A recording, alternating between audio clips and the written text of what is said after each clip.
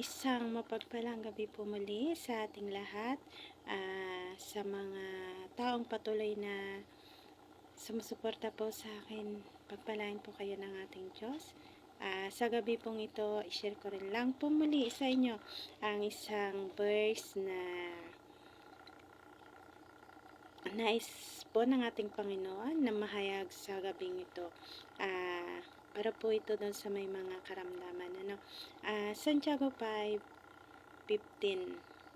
Sinasabi po dito na pagagalingin ng Diyos ang may sakit dahil sa panalangin may pananampalataya. Palalakasin siyang muli ng Panginoon at kung siya'y nagkasala, patatawarin siya sa kanyang mga kasalanan.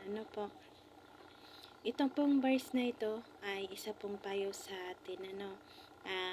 Sinasabi po dito yung kahalagahan ng pananalangin may pananampalataya.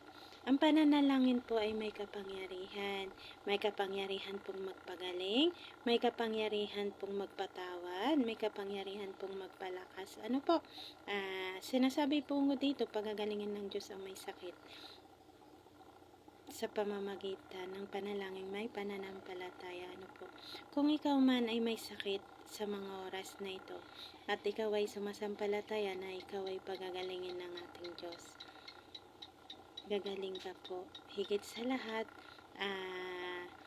patatawarin ka po niya sa iyong mga kasalanan kung ikaw ay nakita ng ating Panginoon na nagpapakumbaba sa kanyang harapan at kita niya sa iyong puso na ikaw ay sumasampalataya. Nakikita sa pananalangin mo kung paano ka sumampalataya sa kanya.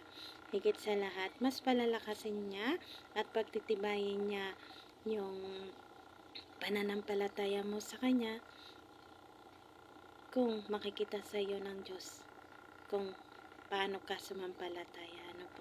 Napakahalaga po ng pananalangin ng isang tao. Kung nais mo po na ikaw ay gumaling,